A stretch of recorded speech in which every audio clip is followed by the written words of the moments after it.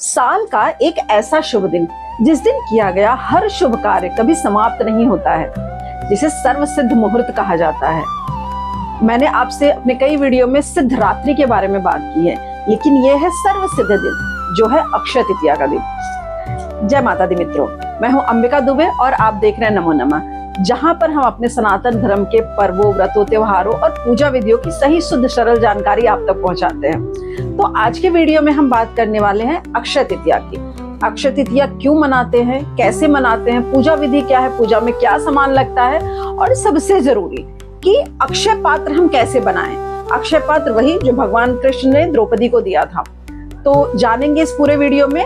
Video हो सकता है लंबा हो जाए, इसलिए वीडियो को मैं 2 पार्ट में करूंगी, जिसमें मैं पहले वीडियो में केवल आपको पूजा सामग्री बताऊंगी और दूसरे वीडियो में पूजा विधि बताऊंगी। तो चलिए आइए समझते हैं कि अक्षय तृतीया क्या है। अक्षय तृतीया हम सनातनियों का एक अत्यंत शुभ और पवित्र पर्व है। वैशाख मास की शुक्ल पक्ष की तृतीया तिथि को यह पर्व मनाया जाता है। शास्त्रों के अनुसार अक्षय तृतीया को अत्यंत महत्वपूर्ण और पवित्र घटनाएं घटी थी, जैसे कि विष्णु भगवान के छठे अवतार भगवान परशुराम जी का जन्म इसी तिथि को हुआ था।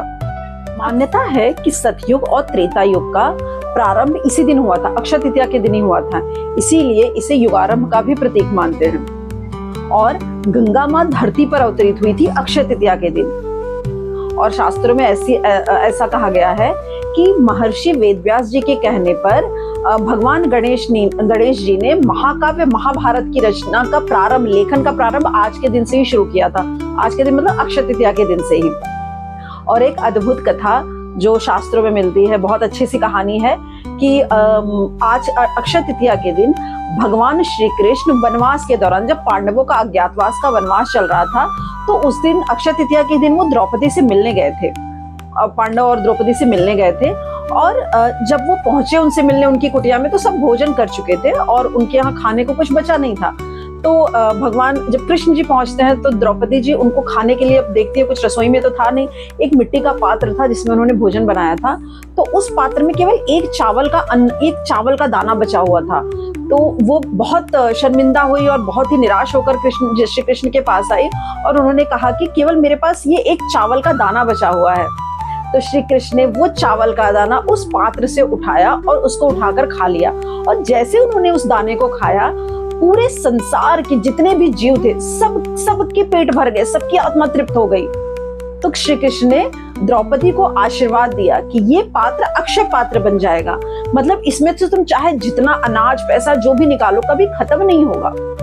इसीलिए हम अक्षय तृतीया की पूजा में अक्षय पात्र बनाते हैं और भगवान विष्णु जी के सामने रखकर और माँ लक्ष्मी जी से कामना करते हैं कि ये अक्षय पात्र भी हमारे लिए वही अक्षय पात्र बन जाए, आपका आशीर्वाद आए जो उन्होंने द्रौपदी को दिया था।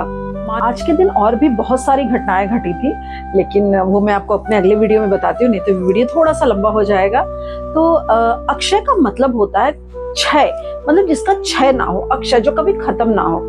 इसीलिए कहा जाता है कि अक्षय तृतीया के दिन का जाप, तप, पूजा, हवन, दान सब बहुत ही पुण्य फल देता है और इसके फल 1000 गुना ज्यादा मिलते हैं। वो कभी खत्म ही नहीं होता है, ये सब का पुण्य जो हमें मिलता है। इसके लिए हमें अक्षय तृतीया पर जितना हो सके दान करें, खासकर दाल और चावल का दान जरूर करें, और हवन पूजा जो जितना कर सकते हैं जरूर करें।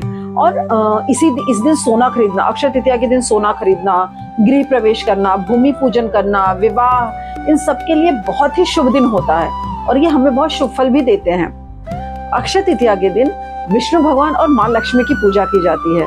विष्णु भगवान सृष्टि के पालन करता है और माँ लक्ष्मी सुख समृद्धि धन की देवी हैं। तो अक्षय तृतीया के दिन हम पूजा करके उनसे आशीर्वाद प्राप्त करते हैं कि आप हमें सुख सौभाग्य समृद्धि धन दीजिए और हमारा संरक्षण कीजिए और हम धर्म की रक्षा कर सकें, धर्म के मार्ग पे चले, उस करके हम जीवन का सुख भोगे। इसलिए हम लोग विष्णु भगवान और माँ लक्ष्मी की पूजा करते हैं। अक्षय तृतीया पर हम केवल धन की कामना नहीं करते, बल्कि स्थायी सुख, शांति, जीवन में समृद्धि, इन सभी की कामना करते हैं। इसीलिए हम लक्ष्मी और नारायण दोनों की पूजा करते हैं, लक्ष्मी नारायण के रूप में। तो आइए जानते हैं कि पूजा में क्या क्या सामग्री लगेगी। आइए देखते हैं। तो मित्रों, अक्षय तृतीया की पूजा की जो सामग्री, उसमें सबसे पहले हम लेंगे एक कलश जिसमें जल भर के रखेंगे, और जल के ऊपर कलश पे एक पात्र रखेंगे जिसमें हमें चावल भर के रखना है। और उसके बाद हम लेंगे चने की दाल और जौ और चने की दाल को अक्षय तृतीया पे बहुत शुभ माना जाता है, इन्हें सोने के बराबर माना जाता है। और हम लेंगे अनार माँ लक्ष्मी को बहुत प्रिय है, तो उनको चढ़ाने के लिए हम अनार लेंगे। और फिर लेंगे एक नारियल, और उसके बाद हमारा गेहूं लेंगे हम, जो कि हम अपने पात्र में भर के रखेंगे। और माँ लक्ष्मी को धनिये का बीज बहुत पसंद है, धनिये का बीज लेंगे हम। और हम कुछ अष्ट लक्ष्मी के लिए भी सामान लेंगे, जैसे कि कमलगट्टा। कमलगट्टे के साथ हम यहाँ पे कुछ कौड़ी लेंगे और गोमती चक्र लेंगे, क्योंकि माँ लक्ष्मी को बेहद खास है, बेहद प्रिय है। और हम यहाँ पर एक सोने का कुछ भी आभूषण ले लेंगे और चांदी के सिक्के लेंगे, क्योंकि ये सब हम डालेंगे अपने जो हम पात्र बनाएंगे, अक्षय पात्र, उसमें डालेंगे। मौली, हल्दी की गांठ, सुपारी, हल्दी कुमकुम, गुलाब का इत्र लेंगे, कि जो कि बहुत जरूरी है गुलाब का इत्र लगाना माता रानी को, माँ लक्ष्मी को, तो गुलाब का इत्र जरूरी लेंगे। और उसके बाद हम लेंगे लौंग, इलायची, एक पान का पत्ता, सिंदूर प्रभु गणेश जी को बहुत पसंद है, तो गणेश जी को चढ़ाने के लिए हम सिंदूर लेंगे। उसके साथ लेंगे हम एक धूप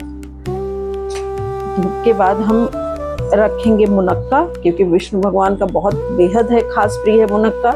और विष्णु भगवान के लिए हम जनेऊ लेंगे।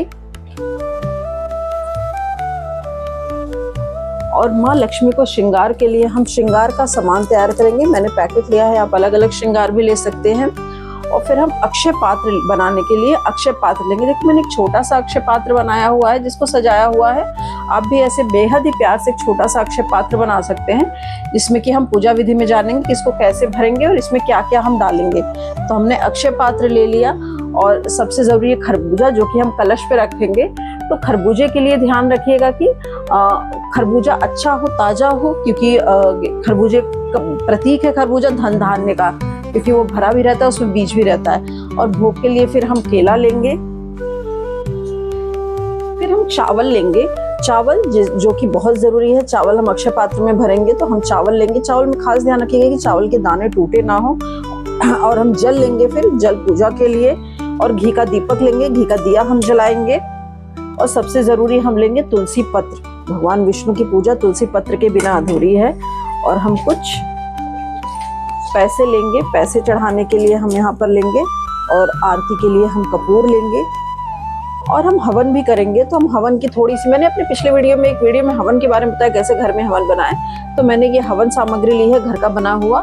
और फिर हम आरती का पूजा करने के बाद हम आरती करेंगे। तो मैंने ये आरती की दिया सजाया हुआ है। आरती का दिया सजाकर हम लेंगे। और फिर हम भोग में केला तो रख ही रहे हैं। और फिर हम फूल लेंगे, कुछ फूल लेकर पीले और लाल फूल का खास ध्यान रखेंगे। फूल लेंगे और हम एक छोटा सा हवन कुंड लेंगे, जिसमें हम थोड़ी सी आम की लकड़ियां तोड़ के रखेंगे हवन करने के लिए, इस तरह से। और हम खीर भी बनाकर लेंगे प्रसाद के लिए। तो जब मैं पूजा करूंगी तो मैं खीर बनाया हुआ आपको दिखाऊंगी, बनाकर खीर कैसे चढ़ाते हैं। तो इस तरीके से ये समस्त पूजा सामग्री तैयार हो गई, जो कि हम भगवान विष्णु और माँ लक्ष्मी की पूजा में हम करेंगे। तो ये थी पूरी सामग्री की सूची, जो कि हम अक्षय तृतीया की पूजा में हम इस्तेमाल करेंगे। तो आप अगला वीडियो देखिए मेरा। अब ये वीडियो थोड़ा सा लंबा हो रहा है, इसलिए इस वीडियो को यहीं पे विराम देती हूँ। अगले वीडियो में हम देखेंगे कि उसमें मैं बताऊंगी कि पूजा कैसे करते हैं, पूजा विधि क्या है, और कुछ उपाय बताऊंगी जिससे कि माँ लक्ष्मी को प्रसन्न कर सकें। और कुछ कहानियां और भी हैं जो आज के दिन घटित हुई थी, तो उन कहानियों के बारे में भी बात करते हैं। और सबसे जरूरी अक्षय पात्र हम कैसे बनाएं, उस पात्र की भी मैं आपको विधि बताऊंगी। तो मिलते हैं अगले वीडियो में। आज्ञा दीजिए। जय माता दी।